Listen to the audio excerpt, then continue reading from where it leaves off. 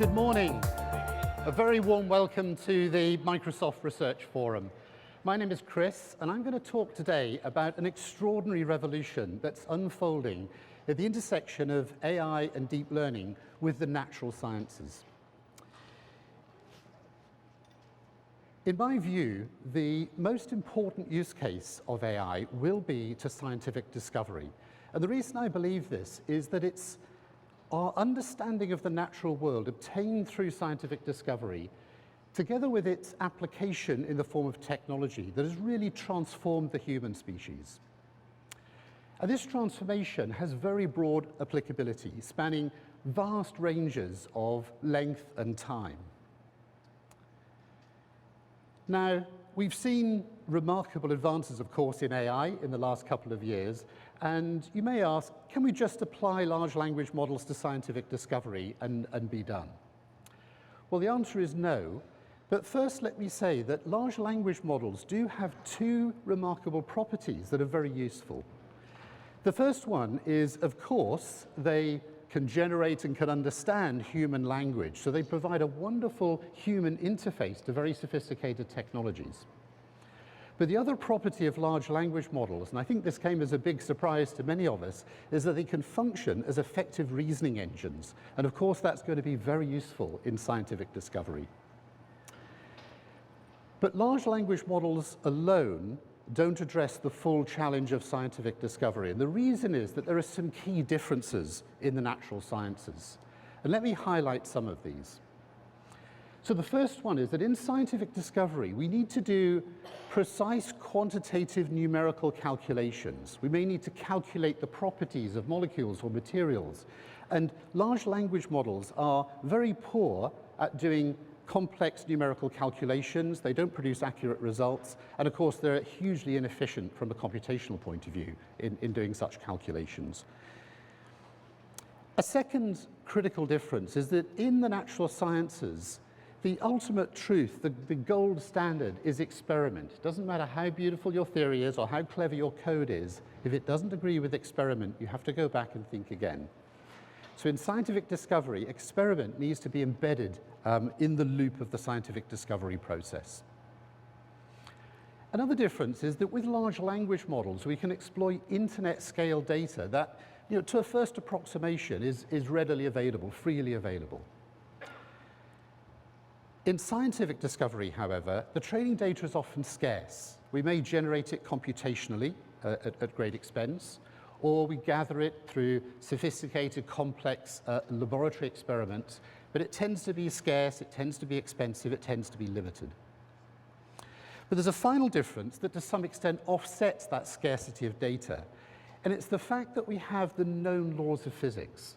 We've had more than 3.5 centuries of scientific discovery that's given us tremendous insight into the machinery of the universe. So let me say a little bit more about that, what I'll call prior knowledge.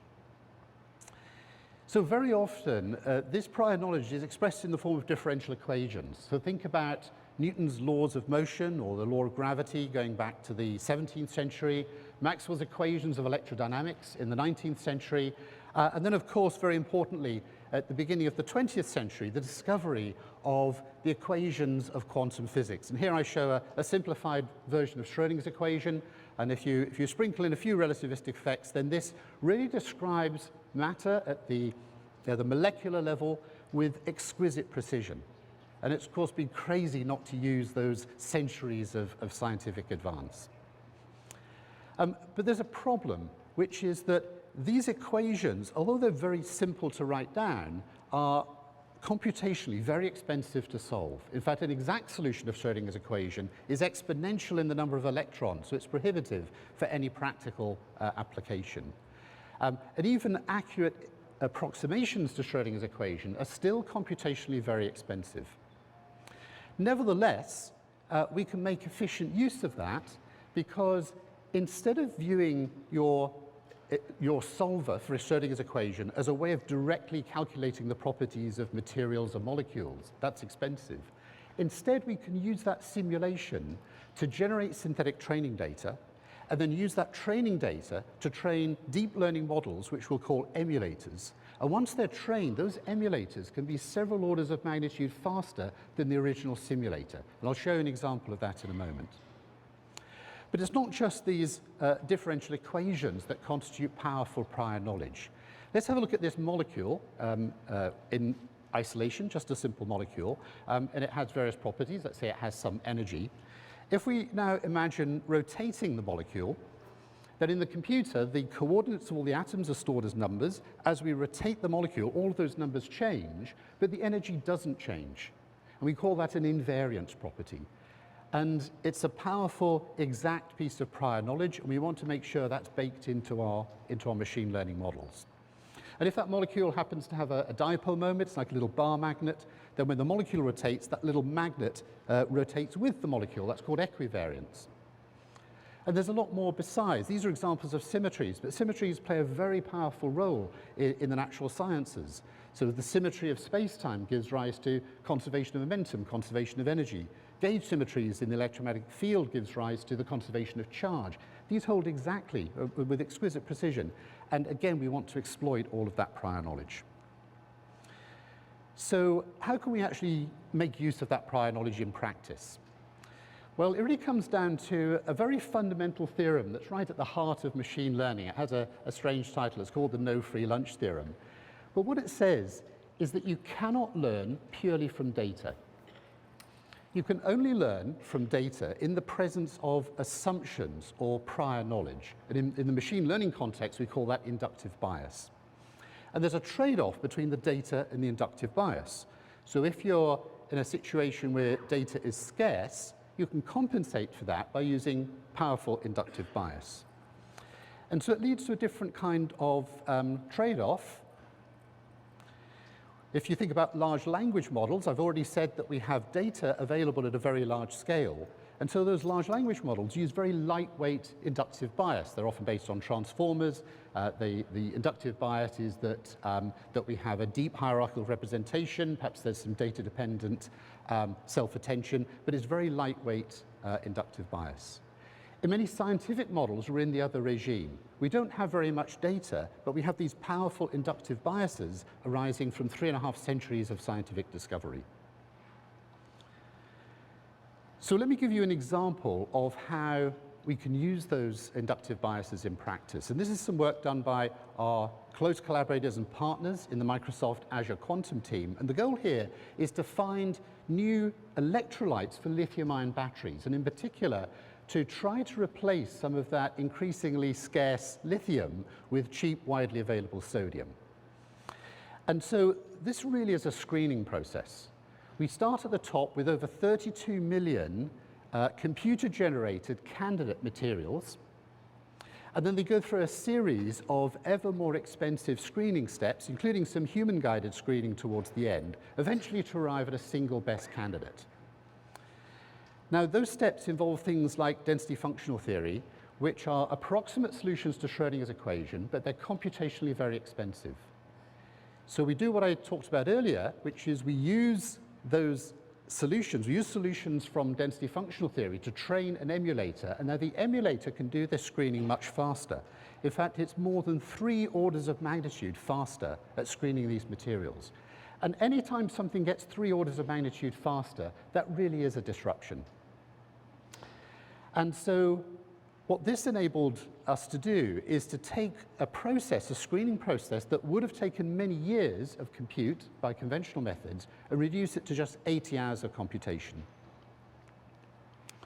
And here you see the best candidate material from that screening process. This was synthesized by our partners at the Pacific Northwest National Laboratory.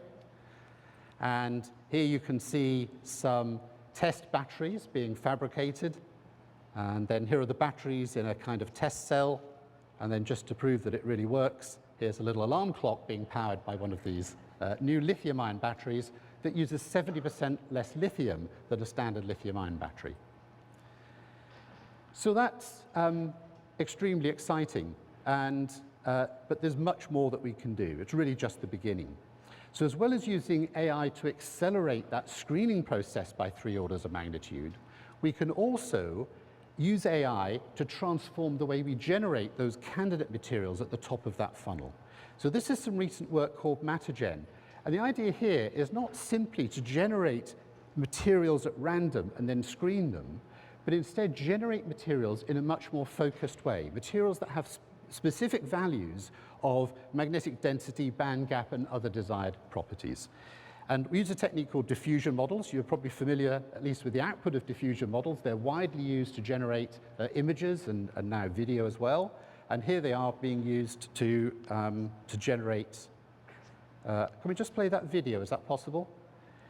This is a little video. Here we go. So this, the first part of the video here is just showing a typical generation of a random material. And now we see MatterGen generating materials that have specific desired properties. What this means is that we can take that combinatorically vast space of possible new materials, and by focusing our attention on subspace of that overall space of materials, and then using accelerated AI, this gives a further several orders of magnitude acceleration in our ability to explore the space of materials to find new candidates for things like battery electrolytes. But it's not just materials design. This disruption has much broader applicability. It's a very sad fact that in 2022, 1.3 million people died of tuberculosis. Now, you may find that surprising because there are antibiotics, there are drugs to treat tuberculosis, but the bacterium that causes TB is developing very strong drug resistance, and so the search is on for new and better treatments. So again, we can use modern deep learning techniques, and I'll talk through a framework here called TAMGen for target-aware molecular generation. And this allows us to go search very specifically for new molecules that bind to a particular protein.